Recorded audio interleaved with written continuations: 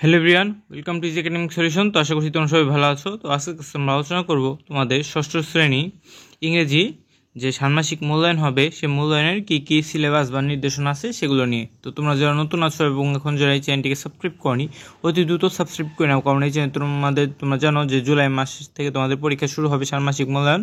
তো সেই ষান্মাসিক মূল্যায়নের ষষ্ঠ শ্রেণীর সব বিষয় সমাধান এই চ্যানেলে তোমরা পেয়ে যাবে। তো আজকের নির্দেশনা মূলত শিক্ষকদের জন্য, কিন্তু শিক্ষার্থীদেরও অনেক কিছু এইখান থেকে জানার আছে।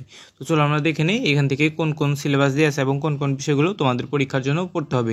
তো পরীক্ষার এখনও 2 মাস সময় আছে, তাই আশা করছি তোমরা সিলেবাসটা জেনে থাকলে ভালোভাবে প্রিপারেশন নিতে পারবে। তো চলো আমরা দেখে নিই কী কী বিষয় তোমাদের পড়তে হবে। তো দেখো এই চ্যাপ্টার 1 থেকে তোমাদের কোন কোন লেসন পড়তে হবে। চ্যাপ্টার 1 হচ্ছে তোমার যে টকিং টু পিপল, মানুষের সাথে কথা বলা। তো এইখান থেকে তুমি কি করবে, অ্যাক্টিভিটি 1.11 এটা পড়বা। তারপর আরও কী কী পড়তে হবে দেখো এখানে তোমার যে চ্যাপ্টার 2তে তোমার কি পড়তে হবে দেখো। চ্যাপ্টার 2 তোমার নাম হচ্ছে লিটল থিংস। তো এখান থেকে তোমার অ্যাক্টিভিটি 2.5 পড়তে হবে। তো এরপরে দেখো কি আছে, এরপরে আছে তোমার চ্যাপ্টার 3। চ্যাপ্টার 3তে তোমার পড়তে হবে হচ্ছে অ্যাক্টিভিটি 3.4।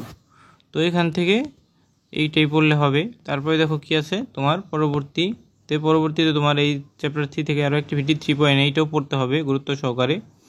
এরপরে দেখো কি আছে তোমার এক্সপিরিয়েন্স 4-এ বা চ্যাপ্টার 4-এ, এখান থেকে তোমার অ্যাকশন আনসার এবং অর্থাৎ বিভিন্ন কোশ্চেন জিজ্ঞাসা করতে হবে এবং উত্তর দিতে হবে। এখান থেকে তোমার অ্যাক্টিভিটি 4.5 4.6 করতে হবে। এরপরে দেখো কি আছে তোমার, এরপরে আছে হচ্ছে চ্যাপ্টার 5। তো চ্যাপ্টার 5-এ দেখো কি আছে টুগেদার উই আর ফ্যামিলি। এই চ্যাপ্টার 5 থেকে তোমার অ্যাক্টিভিটি 5.9টা পড়তে হবে গুরুত্ব সহকারে। তবে তোমার আরও কী করতে হবে দেখো, তোমার চ্যাপ্টার 6 থেকে দ্য মিসিং 10th ম্যান। এখান থেকে তোমার কি করতে হবে, অ্যাক্টিভিটি 6.8টা পড়তে হবে।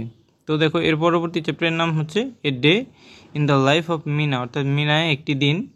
তো এখান থেকে তোমার অ্যাক্টিভিটি 7.6টা গুরুত্ব সহকারে পড়তে হবে। এরপরে দেখো কি আছে চ্যাপ্টার 8 বঙ্গবন্ধু মাই ইন্সপিরেশন। এখান থেকে তোমার অ্যাক্টিভিটি 8.5টা ভালোভাবে পড়তে হবে। তো দেখো এরপরে কি আছে তোমার চ্যাপ্টার 9 পোলাইটনেস। এখান থেকে তোমার অ্যাক্টিভিটি 9.7টা গুরুত্ব দিয়ে পড়তে হবে। এরপরে দেখো আছে তোমার chapter 10 the boy under a tree. এখান থেকে তোমার লেসন পড়তে হবে 10.4। এরপরে দেখো কি আছে, এরপরে আছে হচ্ছে তোমার chapter 11 meeting and overseas friend, অর্থাৎ দূরের বা বিদেশের কোনো বন্ধুর সাথে দেখা করা। তো এখান থেকে তোমার অ্যাক্টিভিটি 11.6টা দেখতে হবে। তো দেখো এরপরে কি আছে পরবর্তী চ্যাপ্টার নাম চ্যাপ্টার 12 মেথাস ড্রিম। এখান থেকে তোমার কি করতে হবে দেখো, অ্যাক্টিভিটি 12.2টা ভালোভাবে দেখতে হবে। তারপর 12.9টাও তোমার পড়তে হবে। তারপরে দেখো কি আছে তোমার যে চ্যাপ্টার 13 মাই বুকস। এখান থেকে তোমার 13.5 এটা দেখতে হবে। তারপরে চ্যাপ্টার 4 আরশিস লেটার। এখান থেকে তোমার অ্যাক্টিভিটি 14.9টা দেখতে হবে। এবং চ্যাপ্টার 15 এ ফ্রেশ পেয়ার অফ আইস। এখান থেকে তোমার অ্যাক্টিভিটি 15.6টা খুব গুরুত্ব সহকারে দেখতে হবে। তো এই ছিল তোমাদের সিলেবাস। তো তোমাদের তো এখানে 15টা চ্যাপ্টারের সিলেবাস বললাম। তো এটা হচ্ছে তোমার সবগুলো পরীক্ষা মিলে, ফাইনাল পরীক্ষা মিলে। তো তোমাদের অর্ধবার্ষিক পরীক্ষায় মূলত এতগুলো চ্যাপ্টার থাকবে না। তোমাদের অর্ধবার্ষিক পরীক্ষায় তোমাদের 7 বা 8 নং চ্যাপ্টার পর্যন্ত পড়লেই তোমাদের কিন্তু হয়ে যাবে।